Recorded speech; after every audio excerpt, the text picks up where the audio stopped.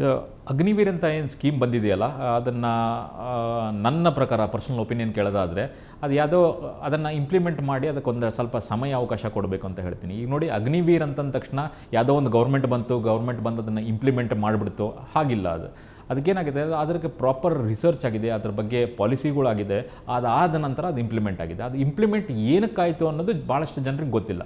ಅದು ಏನು ಅಂತಂದರೆ, firstly economic part of it ಅದನ್ನು ನಾವು ಡೀಲ್ ಮಾಡೋದಾದರೆ ಕ್ಯಾಪಿಟಲ್ ರೆವೆನ್ಯೂ ಎಕ್ಸ್ಪೆಂಡಿಚರ್ ಅಂತ ಹೇಳ್ತೀವಿ. ಕ್ಯಾಪಿಟಲ್ ಎಕ್ಸ್ಪೆಂಡಿಚರ್ ಅಂತಂದರೆ ನಾವು ಇದರ ಯುದ್ಧದ ಸಾಮಾನು ಏನಾದರೂ ತೊಗೊಳೋದಾದರೆ, ರೆವೆನ್ಯೂ ಎಕ್ಸ್ಪೆಂಡಿಚರ್ ಅಂತಂದರೆ ಇನ್ನು ಉಳಿದಿದೆಯಲ್ಲ, ಈ ಪೆನ್ಷನ್ ಇರ್ಬೋದು, ಸ್ಯಾಲ್ರಿ ಕಾಂಪೋನೆಂಟ್ ಇರ್ಬೋದು, ಅದೆಲ್ಲ ಕ್ಯಾಪಿಟಲ್ ಮತ್ತು ರೆವೆನ್ಯೂ ಎಕ್ಸ್ಪೆಂಡಿಚರ್ ಅಂತ ಹೇಳ್ತೀವಿ. ಆರ್ಮಿಗೆ ಬಡ್ಜೆಟ್ ಏನು ಅಲೌಟ್ ಆಗ್ತಾಯಿತ್ತು, ಆ ಆರ್ಮಿ ಬಡ್ಜೆಟಲ್ಲಿ ನಮಗೆ ಸ್ಯಾಲ್ರಿ ಮತ್ತು ಇದರ ಕಾಂಪೋನೆಂಟ್ ಏನಿತ್ತು, ಸ್ಯಾಲ್ರಿ ಮತ್ತು ಪೆನ್ಷನ್ ಕಾಂಪೋನೆಂಟು, ಅದರಲ್ಲಿ ಜಾಸ್ತಿ ದುಡ್ಡು ಖರ್ಚಾಗಿ ಹೋಗ್ತಿತ್ತು. ಹಾಗಾಗಿ ಇಕ್ವಿಪ್ಮೆಂಟನ್ನು ನಾವೇನಾದರೂ ತೊಗೋಬೇಕು, ನಾವೇನಾದರೂ ಇನ್ಫ್ರಾಸ್ಟ್ರಕ್ಚರ್ ಡೆವಲಪ್ ಮಾಡಬೇಕಂದ್ರೆ ಅದಕ್ಕೆ ದುಡ್ಡು ಜಾಸ್ತಿ ಉಳಿತಾ ಇರಲಿಲ್ಲ. ಕೆಲವೊಂದಿಷ್ಟು ಜನ ಏನು ವಾದ ಮಾಡ್ತಾರೆ ಅಂತಂದರೆ, ಆರ್ಮಿ ಈಸ್ ನಾಟ್ ಇನ್ಸ್ಟಿಟ್ಯೂಟ್ ಅಲ್ಲ, ಅದು ಪ್ರಾಫಿಟ್ ಲಾಸನ್ನು ಅದನ್ನು ನೋಡಬಾರ್ದು ಅಂತ. ಅದು ಕೂಡ ಎಷ್ಟು ಸತ್ಯನೋ ಅಷ್ಟೇ ಸತ್ಯ. ಏನಂತಂದರೆ, ನಮ್ಮಲ್ಲಿ ಲಿಮಿಟೆಡ್ ಬಡ್ಜೆಟ್ ಇದ್ದಾಗ ನಾವು ಅದನ್ನು ಬ್ಯಾಲೆನ್ಸ್ ಮಾಡಬೇಕಾಗುತ್ತೆ. ಬ್ಯಾಲೆನ್ಸ್ ಮಾಡಬೇಕಂದಾಗ ಈ ಥರ ಪಾಲಿಸಿಗಳು ತರಬೇಕಾಗುತ್ತೆ. ಈ ಥರ ಪಾಲಿಸಿಗೆ ಎಲ್ಲೋ ಒಂದು ಜನ ಸೀನಿಯರ್ ಆರ್ಮಿ ಆಫೀಸರ್ಸ್ ಎಷ್ಟೋ ಜನ ಇದನ್ನು ಅಪೋಸ್ ಮಾಡಿದ್ದಾರೆ.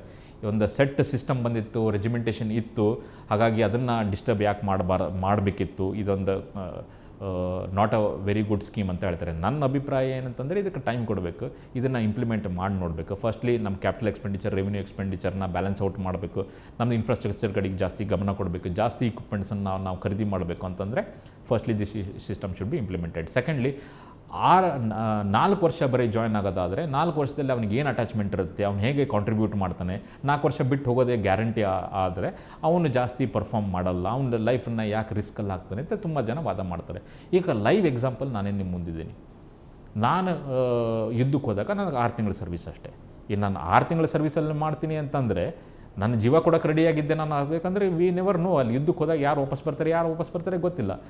ಬಟ್ ನಾನು ಆ ಥರ ನನ್ನ ಲೈಫಲ್ಲಿ ರಿಸ್ಕ್ ಹಾಕಿದ್ದೆ ಅಂತಂದರೆ 6 ತಿಂಗಳ ಸರ್ವಿಸಲ್ಲಿ ನಾನು ಮುಂದೆ ಹೋಗಿದ್ದೆ. ಸೊ 4 ವರ್ಷದಲ್ಲಿ ಯಾಕೆ ಹೋಗಲ್ಲ, 4 ವರ್ಷದಲ್ಲೂ ಕಾಂಟ್ರಿಬ್ಯೂಟ್ ಮಾಡ್ತಾರೆ ಅಂತ ನನ್ನ ಅನಿಸಿಕೆ. ಒಂದನೇದ್ದು. ಎರಡನೇದ್ದು ಏನು ಅಂತಂದರೆ, ಈಗ 4 ವರ್ಷ ಆದ ತಕ್ಷಣ ಎಲ್ಲರನ್ನೂ ಮನೆಗೆ ಕಳಿಸ್ತಾರೆ ಹಾಗಿಲ್ಲ. ಅದರಲ್ಲಿ 25% ಜನ ಏನು ಪರ್ಫಾರ್ಮ್ ಮಾಡ್ತಿದ್ದಾರೆ ಚೆನ್ನಾಗಿ, ಅವ್ರನ್ನ ರಿಟೈನ್ ಮಾಡ್ತಾಯಿದ್ದಾರೆ, ಅಂದರೆ ಅವರು ಕಂಟಿನ್ಯೂ ಮಾಡ್ತಾರೆ ಆರ್ಮಿಯಲ್ಲಿ. ಅದರಲ್ಲಿ 25% ಜನ. ಸೊ ಆವಾಗ ಅದರಲ್ಲೂ ಕೂಡ ಕಾಂಪಿಟೇಷನ್ ಇರುತ್ತೆ, ಅದರಲ್ಲೂ ಕೂಡ ಜನ ಪರ್ಫಾರ್ಮ್ ಮಾಡ್ತಾರೆ. ಯಾಕಂದರೆ ಜನ ಆರ್ಮಿದಲ್ಲಿ ಪ್ಯಾಷನ್ನಿಂದ ಜಾಯ್ನ್ ಆಗಿ ಉಳ್ಕೋಬೇಕು ಅಂತಂದರೆ ಚೆನ್ನಾಗಿ ಪರ್ಫಾರ್ಮ್ ಮಾಡೋಕ್ಕೆ ನೋಡ್ತಾರೆ. ಅದರಲ್ಲಿ 25% ಜನನ ಉಳಿಸ್ಕೊತಾರೆ, ಹೌದಾ. ಆಮೇಲೆ 75% ಜನ ಅದರಿಂದ ಹೊರಗಡೆ ಏನು ಬರ್ತಾರಲ್ಲ, ಅವ್ರನ್ನೂ ಯಾರೂ ದಾರಿಗೆ ಬಿಡ್ತಾ ಇಲ್ಲ. ಆ ದಾರಿಗೆ ಬಿಡ್ತಾ ಇಲ್ಲ ಅಂದರೆ ಅವ್ರಿಗೊಂದು ಲಂಸಮ್ ಅಮೌಂಟನ್ನು ಕೊಡ್ತಾ ಇದ್ದಾರೆ, ಒಂದನೇದ್ದು. ಎರಡನೇದ್ದು, ಗೌರ್ಮೆಂಟ್ ಇದ್ರ ಮೇಲೆ ಒಂದು ಸ್ವಲ್ಪ ಸ್ಟ್ರೆಸ್ ಮಾಡಬೇಕಾಗತ್ತೆ. ಸ್ಟ್ರೆಸ್ ಏನು ಅಂತಂದರೆ, ಅದರಲ್ಲಿ ಅವರಿಗೆ ಬೇರೆ ಥರ CRPF ಪ್ಯಾರಾಮಿಲಿಟರಿ ಫೋರ್ಸಸ್ಸಲ್ಲಿ, ಸ್ಟೇಟ್ ಪೊಲೀಸಲ್ಲಿ ಅದಕ್ಕೆ ಅವ್ರಿಗೊಂದು ಸ್ವಲ್ಪ ರಿಸರ್ವೇಷನ್ ಮಾಡ್ತೀವಿ ಅಂತ ಹೇಳ್ತಿದ್ದಾರೆ. So it's A very good policy as such.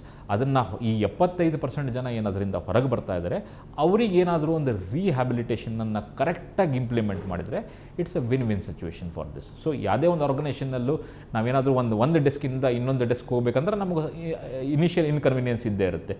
Everybody resist change. ಏನಾದರೂ ಒಂದು ಚೇಂಜ್ ಬರುತ್ತೆ ಅಂದರೆ ನಾವು ಅದನ್ನು ತಡೆಯೋಕ್ಕೆ ನೋಡ್ತೀವಿ, ಅದಕ್ಕೆ ನಾವು ಇಮಿಡಿಯೇಟ್ಲಿ ನಾವು ಇಂಪ್ಲಿಮೆಂಟ್ ಮಾಡಲ್ಲ. ಅದೇ ರೀತಿ ಅಗ್ನಿವೀರ್ ಕೂಡ ಒಂದಿಷ್ಟು ಚೇಂಜ್ಗೇನಿದೆ, ಅದಕ್ಕೆ ರೆಸಿಸ್ಟೆನ್ಸ್ ಇದೆ. ಅದು ಇಂಪ್ಲಿಮೆಂಟ್ ಆಗಲಿ, ಆ ಒಂದು ಫುಲ್ ಸೈಕಲ್ ಕಂಪ್ಲೀಟ್ ಆಗಲಿ, 25% ಜನ ಉಳ್ಕೊಂಡು ಅದೇ ಥರ ಒಂದು 4 ರೌಂಡ್ ಆದಾಗ 100% ಜನ ಅವ್ರು ಏನು ಬರ್ತಾರಲ್ಲ, ಪ್ರಾಬಬಲಿ ಆವಾಗ it will come out to be a very good policy. ಖಂಡಿತವಾಗ್ಲೂ ಸರ್, ಅಗ್ನಿವೀರ್ ಪಾಲಿಸಿ ಬಗ್ಗೆ ಅಂದರೆ ಬಹಳಷ್ಟು ಊಹಾಪೋಹಗಳಿದ್ವು, ಏನೋ ತಪ್ಪು ಕಲ್ಪನೆಗಳು, ಅದೆಲ್ಲ ಒಂದು ರೀತಿ ಸ್ಪಷ್ಟತೆ ಸಿಕ್ಕಂಗಾಯಿತು sir. Thank you so much. TV Vikrama, ದೇಶ ನಿಮ್ಮ ಕೈಯಲ್ಲಿ. ಈ ಕಾರ್ಯಕ್ರಮ ನಿಮಗೆ ಇಷ್ಟ ಆಗಿದ್ದಲ್ಲಿ ಲೈಕ್, ಶೇರ್ ಹಾಗೂ ಕಮೆಂಟ್ ಮಾಡಿ. ಟಿವಿ ವಿಕ್ರಮದ ಕಾರ್ಯಕ್ರಮಗಳನ್ನು ನಿರಂತರವಾಗಿ ವೀಕ್ಷಿಸಲು ಸಬ್ಸ್ಕ್ರೈಬ್ ಮಾಡಿ, ಬೆಲ್ ಐಕನ್ ಒತ್ತಿ.